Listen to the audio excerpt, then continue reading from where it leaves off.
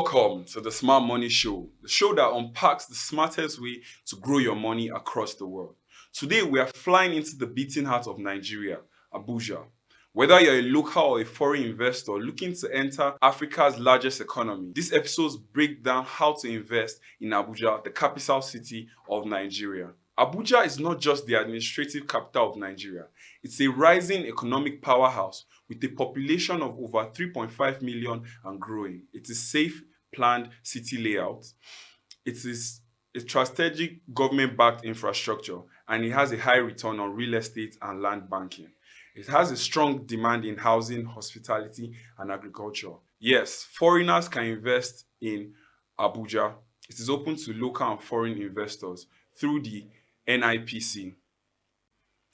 The government also offers incentives like 100% foreign ownership, tax holidays, custom duty exemptions, land use access through the FCDA. The required documents are business registration by CAC, tax identification number. So, business opportunities in Abuja. The first is real estate. In areas like Asokoro, Maitama, Wuse, and Gwarinpa, they've seen an increase of 10 to 20% annually. And their options are buy-to-let and also short-let apartments like Airbnb. The average price per plot in Maitama is about 100 to 250 million naira. In Lugbe and Karachi outskirts, it's about 2 to 10 million naira. A quick tip is to use NIPC's property investment catalog. The second option is agriculture and agribusiness processing, because Abuja has a arable land and government supports greenhouse farming, poultry, cassava, yam and shea butter processing. And there's also anchor to CBN loans. The third option is hospitality and service businesses, as Abuja sees frequent conferences, tourism and political events. So there's a high return on investment in lounges and event centers.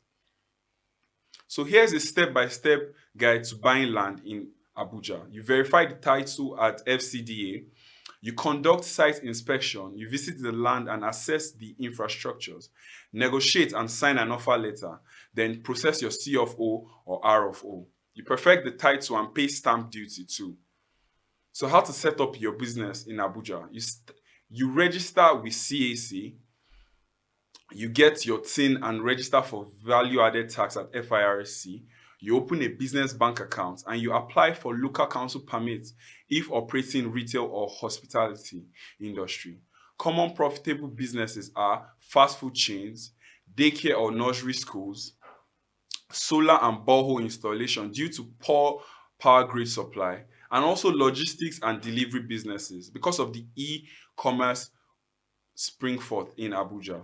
Key risks you should note are the land scams and also political red tape, which can involve a little delay in paperwork, and inflation, which has affected the cost of construction. So you should always engage professional lawyer and registered surveyors. You should buy only government verified land. You should get a tax advisor for navigating FCT compliance too. So who should invest in Abuja, you might be wondering. If you want to build businesses supported by population growth and high demand, you should invest in Abuja.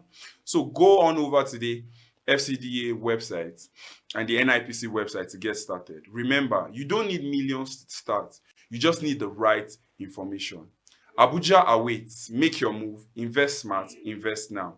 If you've enjoyed this episode, hit that like button, turn on post notification, and subscribe so you don't miss the next episode. Until then, stay smart, stay global, stay invested. This is the Smart Money Show.